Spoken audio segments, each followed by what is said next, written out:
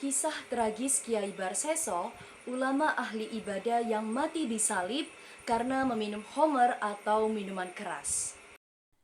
Kisah ini dinukil dari kitab Hayatul Qulub karya Alamah Muhammad Bakir Majlisi di dalam kitab Duratun Nasihin karya Syekh Utsman Al-Kaubawi. Bagaimana kisah yang menyedihkan ini? Tonton sampai habis ya. Dikisahkan dahulu hiduplah seorang ulama yang sangat alim dan tekun beribadah. Ia bernama Kiai Barseso. Selama 220 tahun ia beribadah kepada Allah. Selama itu pula ia tak pernah bermaksiat kepada Allah. Ia juga merupakan seorang yang ditopang oleh masyarakat di seluruh negeri. Konon ketinggian ilmu dan ketekunannya dalam beribadah nyaris tidak ada yang menandingi. Popularitas Barseso menggema hingga ke pelosok negeri. Ia menjadi tempat orang untuk bertanya dan berguru ilmu pengetahuan agama. Setiap hari selalu saja ada yang datang dari berbagai daerah untuk menitipkan anaknya atau untuk meminta nasihatnya. Maka tak heran jika ia mempunyai 60.000 murid. Barseso menyajikan asrama khusus untuk murid-muridnya dalam satu kompleks pendidikan layaknya seperti pondok pesantren zaman ini. Tak hanya itu, kemasyhuran Barseso dalam ilmu batin pun menjadi daya tarik tersendiri bagi setiap orang yang datang kepadanya. Murid-murid Barseso yang mencapai tingkat tinggi mampu bisa terbang ke angkasa tanpa menggunakan bantuan teknologi canggih. Bahkan popularitas Barseso tidak hanya dikenal oleh penduduk bumi, namun ia juga dikenal oleh penduduk langit. Mereka sangat kagum dan bangga oleh pencapaian ibadah yang dilakukan Kiai Barseso. Karena kekaguman malaikat-malaikat terhadap Barseso terlalu berlebihan, maka Allah Subhanahu wa Ta'ala menegurnya. Mengapa kalian terlalu mengaguminya? Sesungguhnya aku lebih tahu daripada kalian tentang apa-apa yang tidak kalian bayangkan sebelumnya. Barseso itu akan mati dalam keadaan kafir.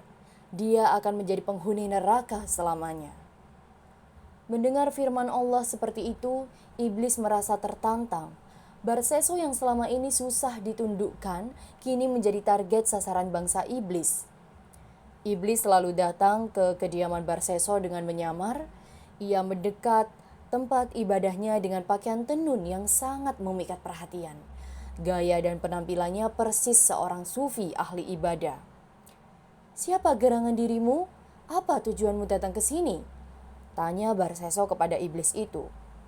"Perkenanlah, aku adalah seorang ahli ibadah yang datang untuk membantumu beribadah kepada Allah." Perkenalan itu pun memikat perhatian Barseso. Tutur kata iblis itu sangat sopan dan wawasannya keilmuan terlihat luas. Barang siapa yang ingin beribadah kepada Allah, maka dia pun pasti akan mencukupinya. Demikian salah satu nasihatnya.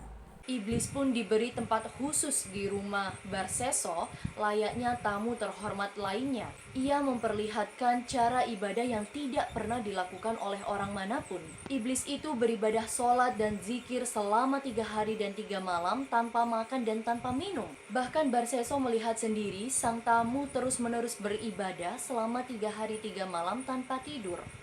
Karena merasa heran dan penasaran, Barseso memberanikan diri untuk bertanya, "Mengapa engkau sanggup tidak makan dan tidak minum selama itu? Padahal selama 220 tahun aku beribadah, tak pernah meninggalkan makan dan minum.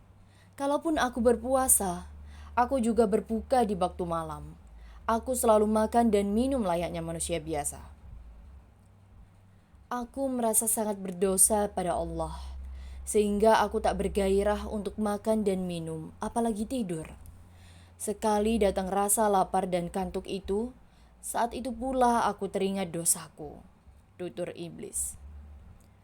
"Lalu, bagaimana caranya agar aku bisa menyamaimu?"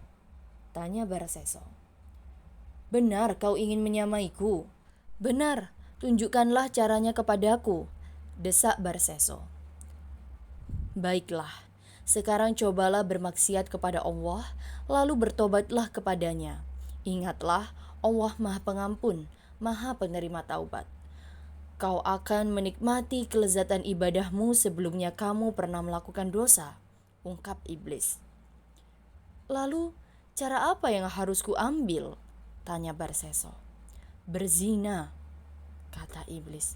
Tidak, tidak mungkin aku melakukan itu, jawab Barseso. Membunuh seorang mukmin? Desak iblis. Itu juga tak mungkin, aku gak sanggup melakukannya, kata Barseso. Bagaimana kalau meminum arak hingga mabuk? Ini kelihatannya ringan, sangat mudah dilakukan, tapi cukup efektif membuat Allah marah dan memusuhimu, rayu iblis. Wah, kalau ini sangat ringan, di mana aku mencarinya? Tanya Barseso. Lalu iblis menunjukkan kota yang menjual sebuah arak. Singkat cerita, Barseso menemukan sebuah warung minuman dengan pelayan yang sangat cantik. Atas petunjuk iblis, Barseso membeli minuman haram itu dan meminumnya hingga mabok. Dalam keadaan tak sadarkan diri, ia bahkan berzina dengan wanita pelayan itu. Tanpa diduga, suami pelayan itu datang dan mempergoki mereka yang sedang berzina. Maka Barseso menghajarnya hingga babak belur, bahkan sampai hampir mati. Iblis itu datang dengan menyamar menjadi manusia biasa. Lalu ia menyeret Barseso ke pengadilan untuk dihukum atas perbuatannya. Akibatnya, hakim memutuskan bahwa Barseso bersalah. Kiai yang dikenal dengan ahli ibadah itu mendapatkan hukuman 80 kali cambukan untuk perbuatan meminum arak dan 100 kali cambukan atas perbuatan zina. Dan juga Barseso digantung sebagai ganjatan ganti darah. Ketika Barseso dalam keadaan bersalib, iblis datang menyamar sebagai manusia dengan gaya dan penampilan yang berbeda. Bagaimana keadaanmu, Barseso? Tanya iblis. Beginilah penderitaan bagi orang yang telah mematuhi penjahat dan pendosa, jawab Barseso.